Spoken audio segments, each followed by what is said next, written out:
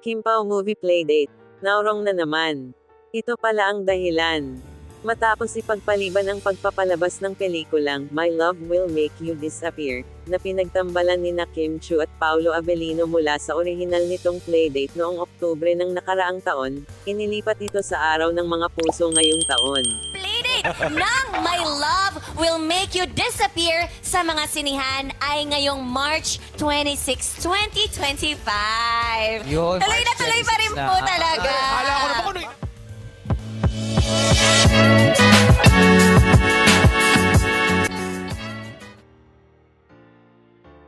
Ngunit hindi na naman ito nakaligtas sa mga aberya dahil sa ilang pagbabago sa plano ng Star Cinema, na siyang nag-produce ng pelikula.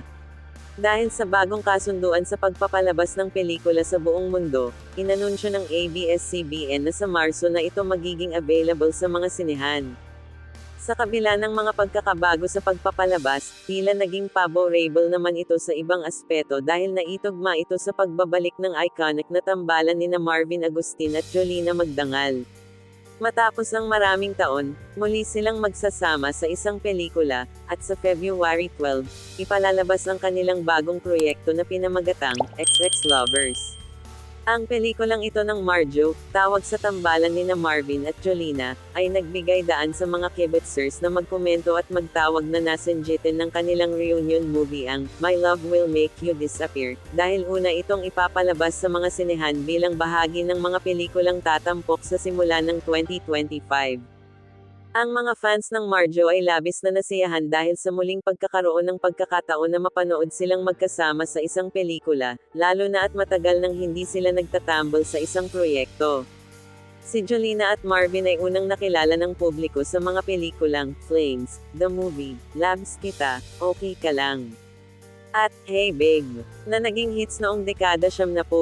Sa mga pelikulang ito, nagsimulang umusbong ang kanilang tambalan na nagpatuloy at naging patok sa kanilang mga fans. Kaya naman hindi nakapagtataka na marami ang nag-aabang sa kanilang pagbabalik sa pelikula, at inaasahang magbibigay sila ng kilig sa kanilang mga tagahanga sa kanilang reunion project.